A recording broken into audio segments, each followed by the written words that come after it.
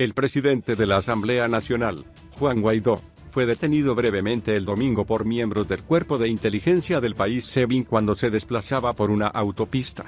Un tribunal dictó prisión preventiva contra 12 involucrados. Un tribunal de Venezuela dictó este miércoles prisión preventiva contra 12 funcionarios del Cuerpo de Inteligencia del país SEBIN que el pasado domingo estuvieron involucrados en la breve detención del presidente de la Asamblea Nacional Parlamento, el opositor Juan Guaidó. Los policías fueron identificados como Ildemaro José Rodríguez Mucura, Argenis Jesús Flores Molina, Gualeimi Wilkerina Rivas, Ronald Caballero Urbina, David Caballero García, Eisten José Flores Molina y Ángel Nicanor Figueira Verdú. Asimismo, fueron detenidos de manera preventiva los funcionarios Víctor Manuel Herrera Freitas, Josué Pietro Vitulano, Luis Saavedra Mendoza, Josbel Adelso Rodríguez Villegas y José Jesús Escobar Colina.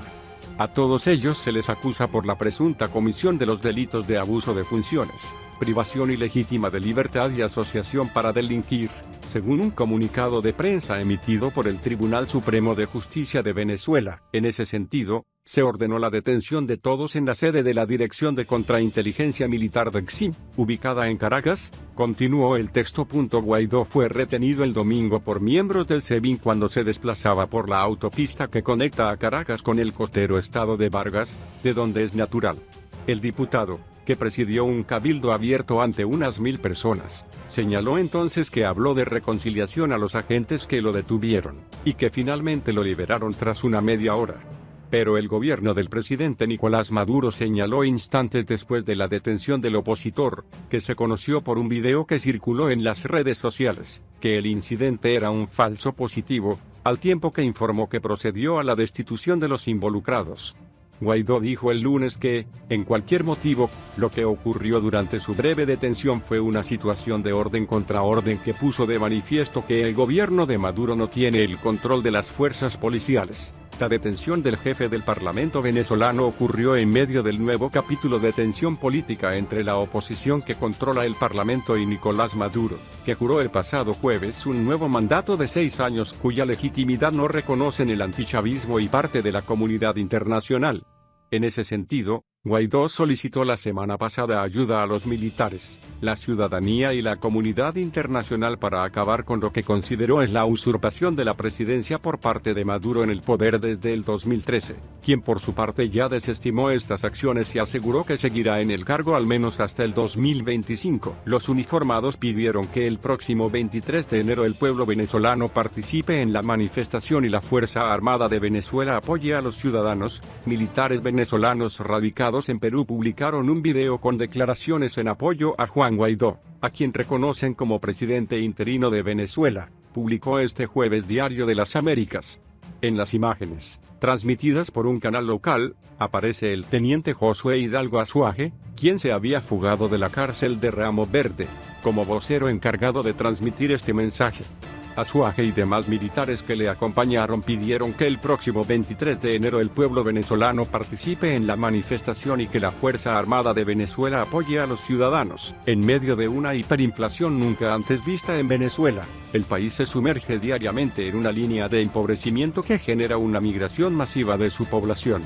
Para entender esta situación, Efecto Cocuyo consultó al economista Pedro Palma, director de Ecoanalítica, quien brindó explicaciones sobre el origen de la crisis económica actual. En buena medida esto no es algo que 100% se pueda achacar al fenómeno que hemos estado viviendo durante las últimas 2 décadas.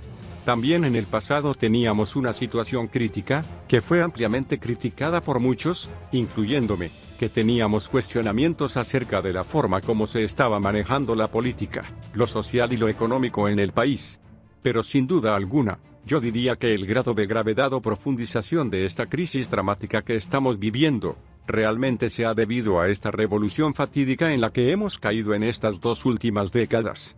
Sin embargo, en este caso, esta revolución nos ha llevado a una depauperación tremenda. Si bien teníamos problemas en el pasado que había que resolver y afrontar, ni remotamente esta revolución les dio solución.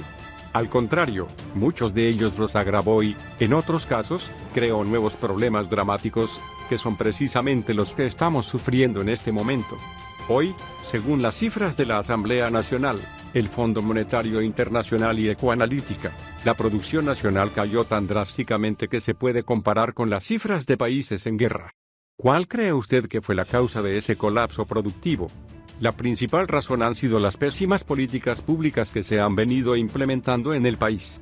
Por un lado, hemos tenido a un gobierno hostigando a la actividad económica privada, amenazando a las empresas con expropiaciones, con expoliaciones, con imposición de controles que las condenan a trabajar a pérdidas, con amenazas permanentes y señalamientos, muchos de ellos injustos, acerca de una pseudo-especulación extrema que no ha sido la realidad, y que ha llevado a una situación donde se ha diezmado la actividad económica. Esa política de hostigamiento persistente ha dado como resultado una minimización del sector privado. Muchas empresas han cerrado sus puertas, no están produciendo y han salido de actividad económica. Y eso ha implicado que el aparato productivo privado hoy esté produciendo una fracción de lo que producía anteriormente. Muchas de esas empresas, hoy manejadas por el sector público, no están produciendo nada o producen una fracción de lo que producían en manos privadas. Por lo tanto, tenemos una situación de una depauperación de la actividad productiva interna, tanto privada como pública. En consecuencia, se generó un incremento notable en la dependencia de las importaciones para abastecer el mercado de bienes y servicios que necesita la población para satisfacer sus necesidades. Sin embargo, para comprar en el exterior se requieren divisas con lo que se deben pagar esas importaciones. Y esas son las divisas que no existen, o que también han mermado en una forma notable. Entre otras cosas porque la actividad generadora de esas divisas, que es la exportación de petróleo, se ha venido a menos. También producto de una pésima política petrolera que ha venido implementando el país. En primer término, en el año 2003, hubo un despido masivo de 18.000 a 20.000 técnicos y gerentes, medios y altos, de la industria petrolera. Después, lo que el gobierno montó fue lo que yo he dado por llamar un verdadero saqueo a la actividad económica petrolera, obligando a PSA a tener que transferir masivamente fondos o recursos a un fondo creado y administrado por el presidente de la República para financiar el gasto público. Para mantener la capacidad de producción de los campos petrolíferos había que mantener las inversiones. Eso desapareció porque se abandonaron esas inversiones y no había recursos para una empresa que se le condenó, se le extrajeron cuantiosísimos recursos, y eso llevó a la caída de la producción de petróleo y los ingresos en divisas. Se debe a varias causas. Ya mencionamos una, que es esta situación de desabastecimiento y escasez crítica de bienes y servicios que se pueden adquirir. Otra causa que ha generado la hiperinflación ha sido el desequilibrio fiscal crónico que vivimos en Venezuela. El sector público gasta mucho más de lo que le ingresa. Por lo tanto, ha tenido que buscar financiamiento a ese déficit creciente en el que incurre año tras año. Esa fuente de financiamiento son los mercados financieros locales e internacionales, a los cuales el sector público no tiene acceso.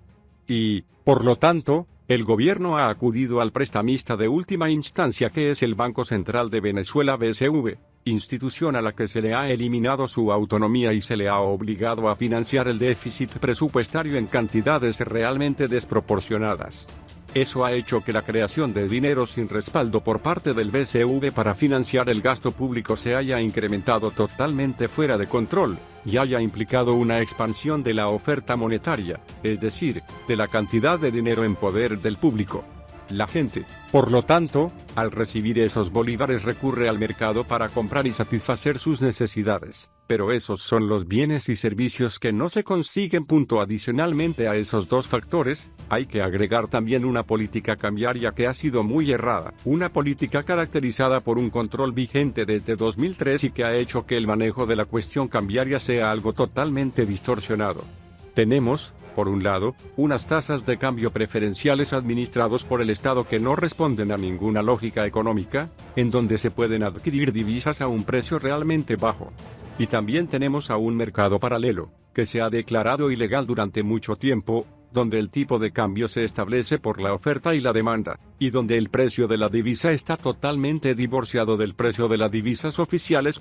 Que cada vez los pocos productores privados no encuentran y no tienen acceso a esas divisas preferenciales que necesitan para producir. Por lo tanto, han tenido que migrar al mercado paralelo para adquirir esas divisas a un precio sustancialmente mayor. Pero entonces el gobierno le impone a esos productores que esas divisas que adquieren en el mercado paralelo no lo pueden usar en la fijación de sus precios, sino que el referencial debe ser el del tipo de cambio oficial. Obviamente le imponen unos controles de precios que los obligan a trabajar a pérdidas, que simplemente los lleva a parar la actividad productiva.